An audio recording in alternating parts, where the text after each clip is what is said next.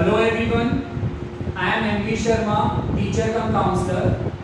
बहुत सारे स्टूडेंट्स हमारे पास आते हैं और कई स्टूडेंट्स कहते हैं कि सर हमें ना इकोनॉमिक्स में काफ़ी प्रॉब्लम होता है।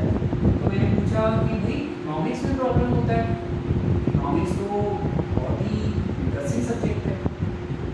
तो मेरे पूछने पर बच्चों ने बताया कि सर हमें समझ नहीं आता है, हमसे लर्न नहीं होता है।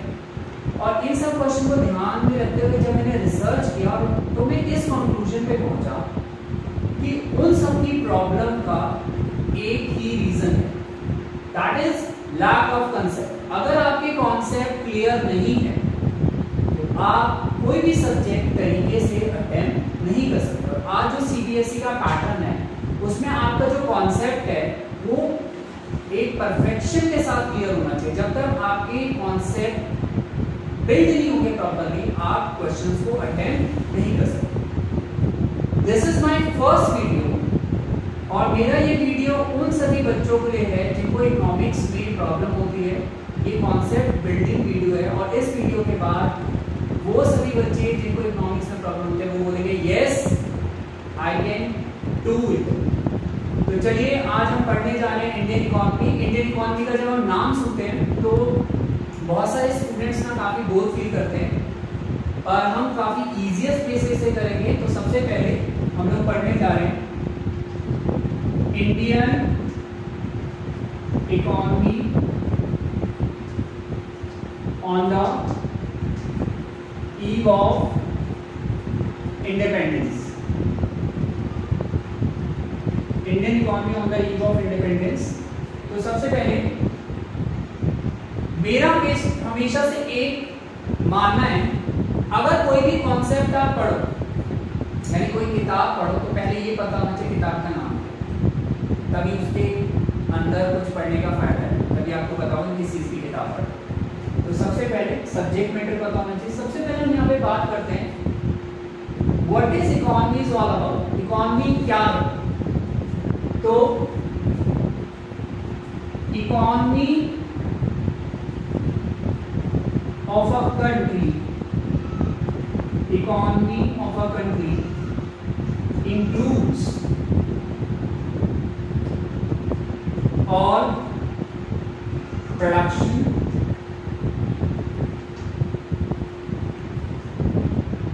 distribution,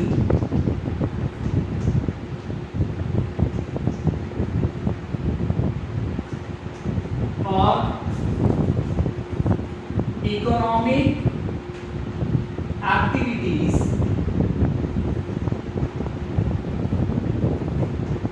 that is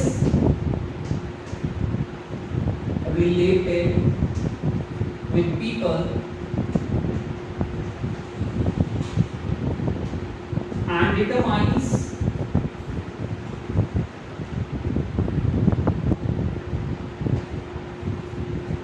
standard of living. Determine standard of living. So economics of a country includes all production, distribution or economic activities that is related with people and determines standard of living. Economy यानी कि अर्थव्यवस्था। अर्थव्यवस्था यानी economy के अंदर अगर हम बात करें सिर्फ गुड्स और सर्विसेज को प्रोड्यूस करना ही काफी नहीं है।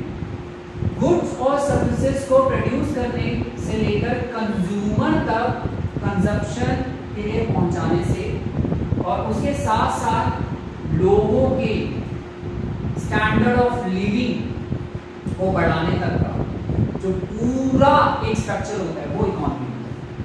यानी हमने गुड्स और सर्विसेज प्रोड्यूस कर लिए इनफ नहीं, कंज्यूमर को बाय करेगा, मार्केट में पैसा आएगा, पैसा आएगा, इन्वेस्टमेंट होगी, लोगों के लिए रोजगार के अवसर खुलेंगे, स्टैंडर्ड ऑफ लिविंग बढ़ेगा क्योंकि standard of living is totally depend on income. Income बढ़ेगा तभी स्टैंडर्ड ऑफ लिविंग बढ़ेगा। तो इकोनॉमी के ये बेसिक कंपोनेंट है यानी कि प्रोडक्शन, उसके बाद distribution, after that standard of living. ये तो हमने बात की इकोनॉमी क्या होता है। अब हम यहाँ पे दो चीजों पे फोकस करने जा रहे हैं कि इंडियन इकोनॉमी इंडिपेंडेंस के आसपास किस तरह की थी। तो सबसे पहले इसको मैं दो पार्ट में डिवाइड करने जा रहा हूं। सबसे पहले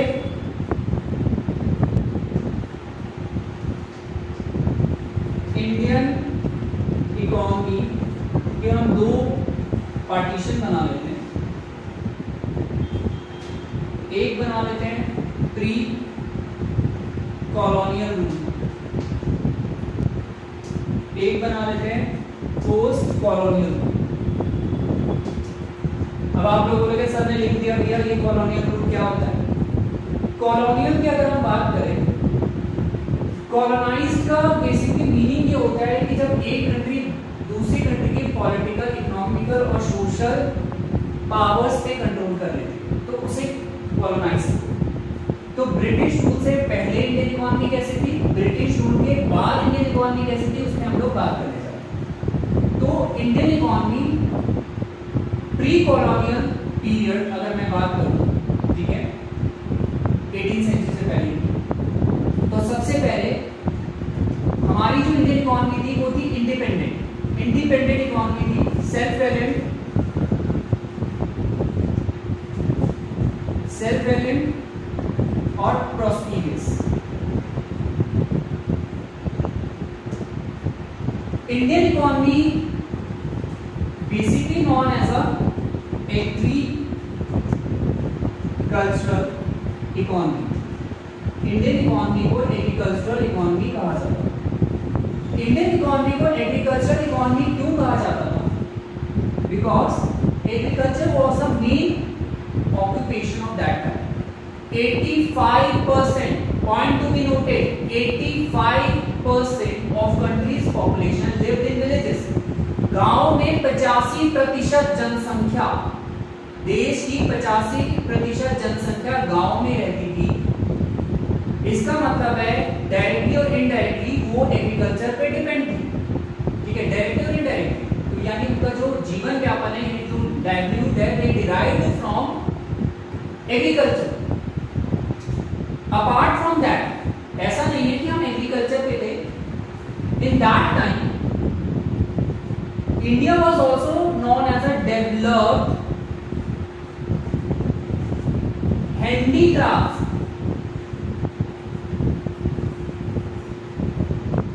इंडस्ट्री।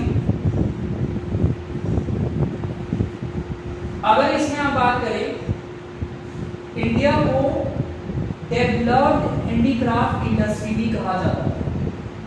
जो इंडियन हैंडीक्राफ्ट है उसे वर्ल्ड वाइड पसंद किया जाता था, क्योंकि यहाँ का जो फाइन वर्क है, जो हमारी स्टैंडर्ड क्राफ्टमैनशिप है, वैसी कहीं पर भी देखने को नहीं मिलती।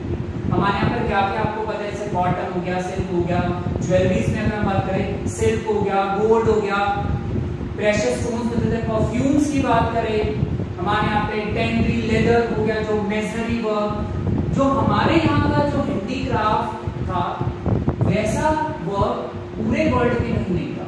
तो हमारी जो मार्केट में पूरे वर्ल्ड में एक रेपुटेशन बन गई। इसके बाद अगर हम बात करें, एक बार एक फ्रेंच ट्रैवलर इंडिया में आया, बर्नियर, और उसने बोला जो आपका बंगाल है,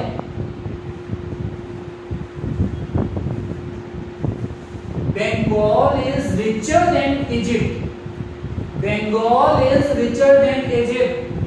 यानी कि वो सेल्फ कंजप्शन के बाद वो इतने अमाउंट में प्रोडक्शन करता है कि वो एक्सपोर्ट कर सकता है। जो बंगाल है, ये 17वीं सेंचुरी की मैं बात कर रहा हूँ, कि वो इतने अमाउंट में बंगाल आपका प्रोडक्शन करता है कि सेल्फ कंजप्शन के बाद, सेल्फ कंजप्शन मतलब अपने कंजप्शन के बाद वो एक्सपोर्ट कर सकता है। तो आप ये देख सकते हो, टिल 18वीं सेंचुरी, मिड ऑफ 18वीं सेंचुरी, इंडिया जो है वो फ्लरिश कर रहा था।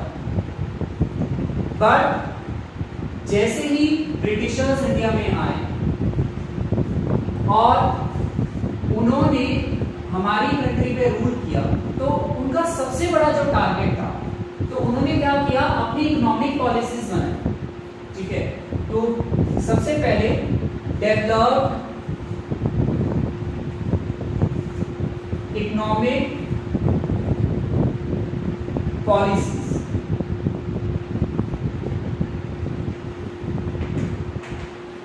और उन्होंने कौन सी इकोनॉमिक पॉलिसीज बनाई? उन्होंने ऐसी इकोनॉमिक पॉलिसीज बनाई जिसमें उन्होंने ब्रिटिश इंडस्ट्रीज को इनके इंटरेस्ट को ज्यादा वेटेज दी। और किस तरह से उन्होंने क्या किया? हमारी जो इंडियन इकोनॉमी है उसका स्ट्रक्चर ट्रांसफॉर्मेशन किस तरीके से किया? अब देखो, सबसे पहले वो एक ऐसी पॉलिसी लेकर आया जिसमें उसने ज्यादा जो वेटेज है वो किसको दी? फर्स्ट पॉइंट के अंदर बता रहा हूं मैं, डेवलप्ड इकोनॉमिक पॉलिसीज। ज्यादा जो वेटेज दी वो उन्होंने दी ब्रिटिशर्स को। उन्होंने अपने लिए अपने इकोनॉमिक बेनिफिट के बारे में सोचा, ऐसी पॉलिसीज ली है जिसकी वजह से इंडियन इंडस्ट्रीज डिक्लाइन हो, इकोनॉमी बिल्कुल डिक्लाइन हो गई। दूसरा, उन्होंने स्ट्रक्चर ट्रांसफॉर्मेशन कैसे किया उन्होंने? अब देखो, स्ट्रक्चर ट्रांसफॉर्मेशन ऐसे हुआ, जो इंडियंस हैं रॉ मटेरियल सप्लायर बना दिया उसे फॉर ब्रिटिश इंडस्ट्री। पहला क्या किया? रॉ मटेरियल सप्लायर बना दिया ब्रिटिश इंडस्ट्रीज से। दूसरा, consumer of finished goods of British industries. अब देखो इन्होंने क्या किया, हमारे यहां से सस्ते दामों पे इन्होंने रॉ मटेरियल को खरीदा, हमने रॉ मटेरियल सप्लायर बना दिया, और ये जो रॉ मटेरियल है वो खरीद के उसी का फिनिश गुड बनाते थे, कच्चे माल से तैयार माल बनाते और महंगी कीमतों पे हमें बेचते, और हमें कंज्यूमर बना दिया, हमारे ही कच्चे माल से तैयार माल को खरीद लिया। इस वजह से क्या हुआ, हमारी जो इंडियन इकोनॉमी है वो धीरे धीरे डिक्लाइन हुई। एक बार दोबारा से बता दूं, pre colonial, post colonial, Britishers के आने से पहले जो इंडियन इकोनॉमी थी वो इंडिपेंडेंटली सेल्फ रिलायंट और प्रॉस्पेरियस थी। उसे एग्रीकल्चरल इकोनॉमी कहा जाता था, क्योंकि 85% जो है वो विलेजेस में रहते थे और उनका जो ऑक्यूपेशन था वो एग्रीकल्चर था। ठीक है ना, हम डायरेक्टली और इनडायरेक्टली इस पर डिपेंड। और दूसरा, इसको डेवलप्ड हैंडीक्राफ्ट इंडस्ट्रीज के नाम से भी जाना जाता था हमारी इकोनॉमी को, क्योंकि यहाँ पे जितने भी हैंडीक्राफ्ट प्रोडक्ट है, चाहे वो आपके सिल्क है, टेक्सटाइल है, ठीक है, चाहे वो आपके प्रेशियस स्टोन्स है, परफ्यूम्स है, आपके टेंडरी है, मेजनरी है, तो सभी तरह के जो है प्रोडक्ट हमारे यहाँ पर, हमारे यहाँ जो क्राफ्टमैन है इतना ज्यादा अच्छा जो काम है, बारीकी है, वो और कहीं नहीं होता। तो इस वजह से भी, और मैंने आपको एक चीज भी बताई कि जो बंगाल था, जब एक फ्रेंच ट्रैवलर बर्नियर आया था 17वीं सेंचुरी में, उसने ये बोला था बंगाल जो है वो इजिप्ट से रिचर है। पर आपने सुना भी होगा इंडिया को सोने की चिड़िया कहा जाता था, तो बंगाल रिचर था, यानी कि इतना प्रोडक्शन करता था कि वो सेल्फ कंजप्शन के बाद आपका एक्सपोर्ट कर सके। ये तो था हमारा ब्रिटिश रूल से पहले। ब्रिटिश रूल के पास क्या हुआ, सबसे पहले उन्होंने ऐसी इकोनॉमिक पॉलिसीज डेवलप की जिससे कि इंडियन इकोनॉमी डिक्लाइन हुई, क्योंकि उन्होंने सेल्फ इंटरेस्ट के बारे में सोचा। दूसरा, उन्होंने स्ट्रक्चर ट्रांसफॉर्मेशन किया कि जो हमारे यहाँ से जो रॉ मटेरियल है, हमें रॉ मटेरियल सप्लायर बना दिया, यानी वो सस्ते दामों में खरीदते थे और महंगे दामों में हमें ही बेचते थे, उसी से फिनिश गुड आपका प्रोड्यूस करके हमें ही महंगे दामों में बेचते थे। तो वहां पे दो चीजें उन्होंने की, हमें रॉ मटेरियल सप्लाई बना दिया और कंज्यूमर बना दिया फिनिश गुड्स का। तो ये तो थी हमारा प्री कॉलोनियल और पोस्ट कॉलोनियल किस तरह की इंडियन इकोनॉमी की सिचुएशन थी। अब आगे बढ़ते हैं।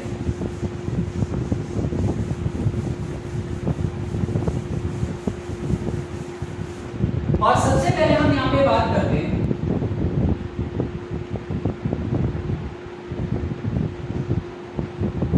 Low income and low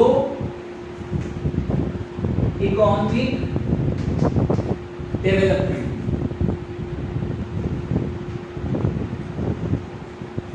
low income and low economic development की अगर हम बात करें तो सबसे पहले किसी भी कंट्री को मेजर करने वाले जो दो एस्टिमेटर होते हैं, दो फैक्टर होते हैं, वो होते हैं आपके, अगर मैं बात करूं per capita income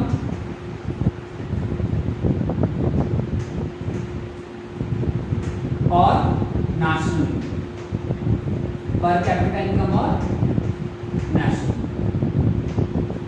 national income क्या होता है? The total income of a country. Per capita income क्या होती है? When the national income of a country is divided by total population. तो हमें अपनी पर कैपिटा इनकम यानी प्रति व्यक्ति आय मिलती है, ठीक है। अब अगर हम बात करें, उस वक्त ब्रिटिश गवर्नमेंट ने नेशनल इनकम को एस्टिमेट करने पर बिल्कुल नहीं सोचा और कोई भी एस्टिमेशन नहीं किया और हमेशा इसमें कोई ना कोई प्रॉब्लम आती है। पर कुछ अटेम्प्ट्स किए गए थे, कुछ लोगों ने इस पे काम किया था और उन लोगों के नाम मैं आपको बताना चाहूँगा जो आपको पता होना चाहिए 1 मार्कर के लिए कि जिन्होंने इसमें अटेम्प्ट किया था। सबसे पहले अगर हम बात करें फाइनली शिराज, ठीक है, William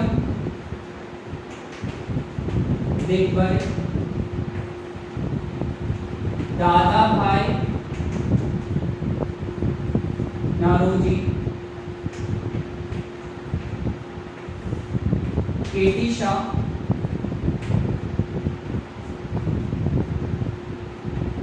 RC Desai,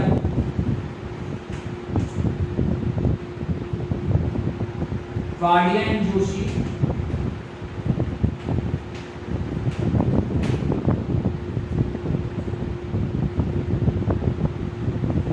VKRB Rao, finally Shirras, William Digby, Dadabhai Naoroji, KT Shah, RC Desai, Wadia and Joshi, VKRB Rao. तो काफी ज्यादा कॉन्फ्लिक्ट होते हैं, सबने अपने अपने अटेम्प्ट किए एस्टिमेट्स के लिए, but VKRB Rao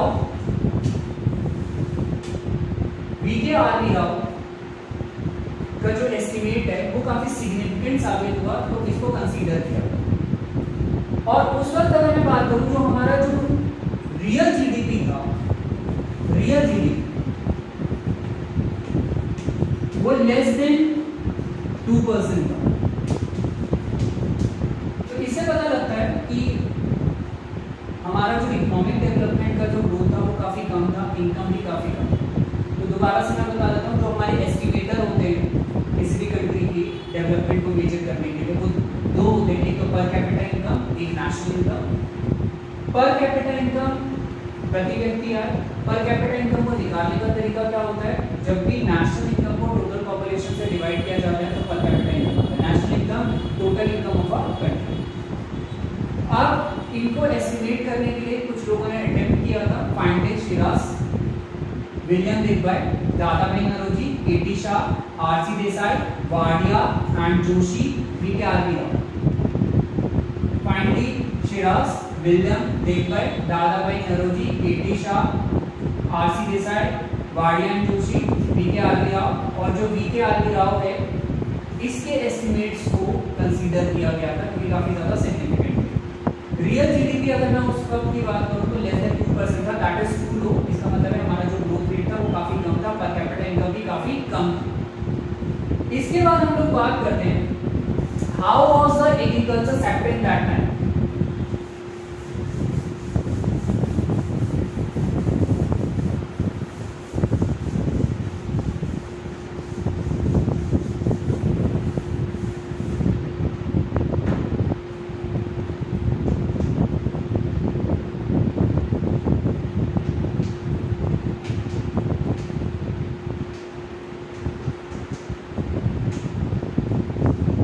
agriculture sector की बात करूं, सबसे पहली चीज land revenue system.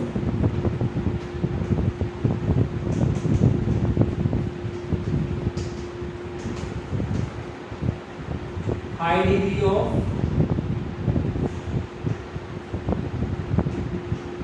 vulnerability,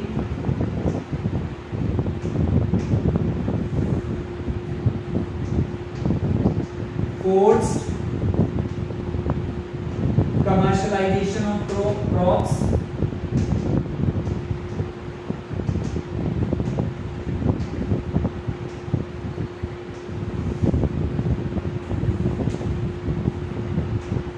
partition.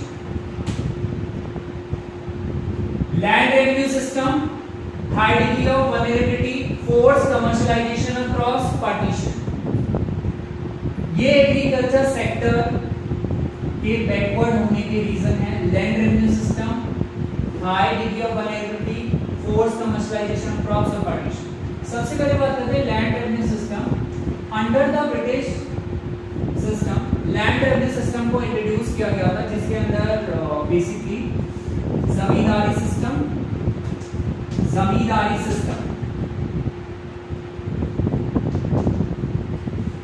Mahalwari system,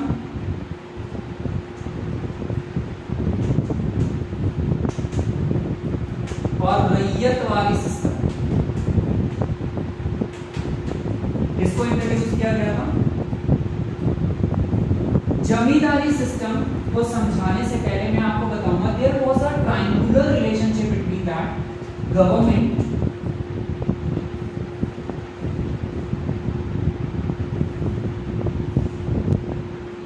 जमींदार,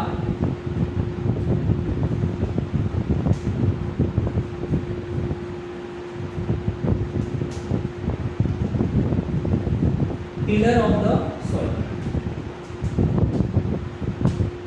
जो कल्टीवेटर्स है। अब देखो जो गवर्नमेंट है वो फिक्स रेंट रिसीव करती थी जमींदार से, कलेक्ट करती थी। जमींदार जिनको ऑनर ऑफ द सॉइल कहा जाता था, जमींदार जिनको ऑनर ऑफ द सॉइल कहा जाता था, और टिलर ऑफ द सॉइल या कल्टीवेटर्स, कल्टीवेटर जो लैंडलेस आके ये लैंडलेस लेबरर्स है। गवर्नमेंट जो है जमींदार से फिक्स रेट ऑफ रेंट जो है वो रिसीव करती थी। जो जमींदार क्या करते थे वो टिलर से high amount of revenue collect करते थे, high amount of revenue,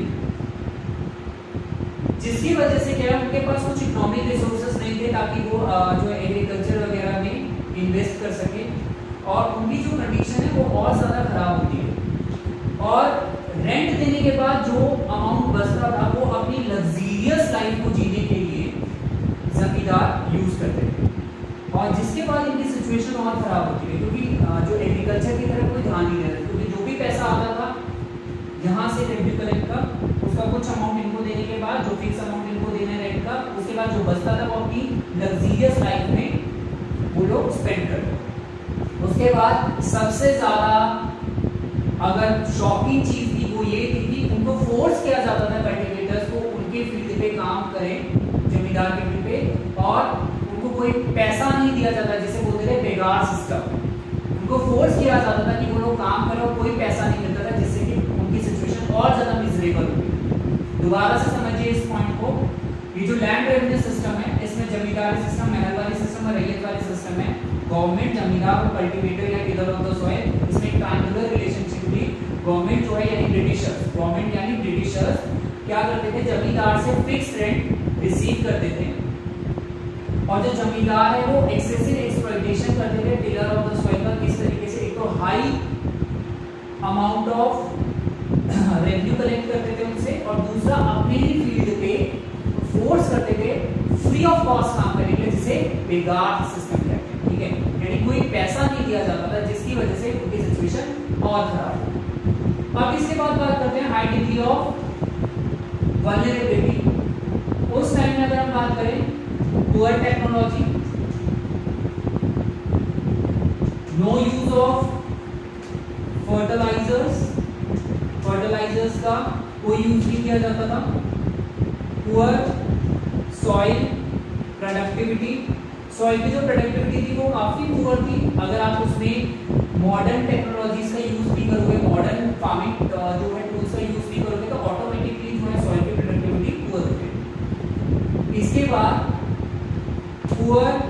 irrigation facilities, poor irrigation facilities,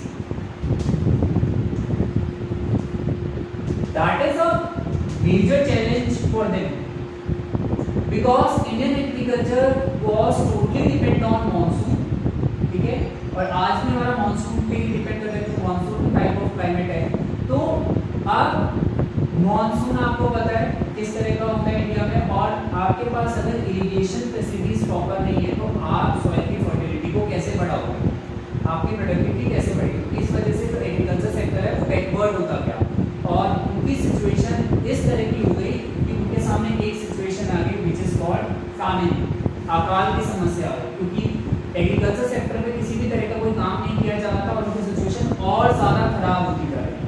high degree of vulnerability में आप यही समझोगे, टेक्नोलॉजी काफ़ी पुअर थी, फर्टिलाइजर्स का कोई यूज़ नहीं किया जा रहा था, सॉइल की प्रोडक्टिविटी काफ़ी ज़्यादा पुअर थी, इरिगेशन फैसिलिटीज काफ़ी पुअर थी, जिसकी वजह से आप प्रोडक्शन को नहीं बढ़ा सकते थे और एग्रीकल्चर सेक्टर पूरी तरह से बर्बाद हो चुका था और उनकी सिचुएशन और ज़्यादा मिजरेबल हो गई थी और फैमिन की सिचुएशन का सामना करना पड़ा। फोर्स कमर्शियलाइजेशन ऑफ क्रॉप्स में दो चीजों पे मैं बात करूंगा, एक होती है फूड क्रॉप, एक होती है कैश क्रॉप।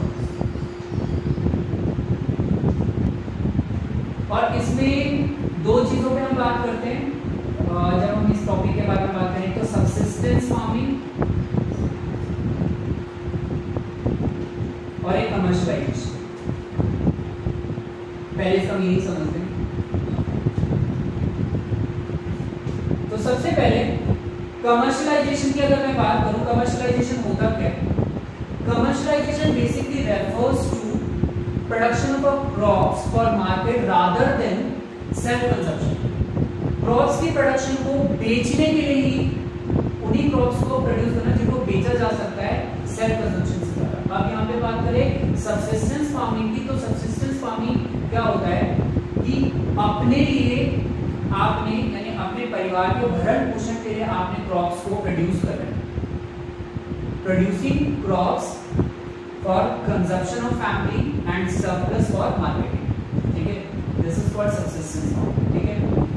अब ब्रिटिशर्स ने फोर्स किया था कि फूड क्रॉप से आपको शिफ्ट होना है कैश क्रॉप, उन क्रॉप्स को ही ग्रो करना है जिन्हें हमसे मार्केट कर सके, ठीक है ना, सब्सिस्टेंस क्रॉप पे फोकस नहीं करना, क्योंकि जो कैश क्रॉप थी वो जो आपके ब्रिटिश मार्केट थे उनके लिए काफ़ी ज़्यादा इंपॉर्टेंट थी, सिग्निफिकेंट थी, क्योंकि वो एज अ रॉ मटेरियल वो यूज़ करते थे।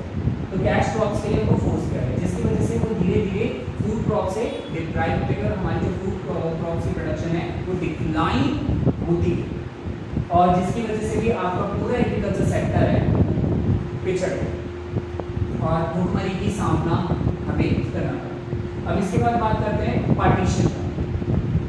पार्टीशन में अगर हम बात करें, पार्टीशन की वजह से क्या क्या हुआ था, एक तो रॉ मटेरियल की शॉर्टेज हो गई थी, जो हमारे मोस्ट प्रोड्यूसिंग सेक्टर्स थे वो सारे के सारे आपके पाकिस्तान में चले गए थे। उसके बाद जो हमारा मार्केट का साइज है वो बिल्कुल छोटा हो गया था, क्योंकि हमें अपनी फिनिश गुड्स को बेचने के लिए हमारे पास मार्केट अवेलेबल है। तो पार्टीशन के इम्पैक्ट की अगर हम बात करूँ, शॉर्टेज ऑफ रॉ मटेरियल, ठीक है, और दूसरा अगर मैं बात करूँ जो हो सकता है इसके अंदर, वो हो सकता है कि loss of market, food shortage, ये पार्टीशन के इम्पैक्ट।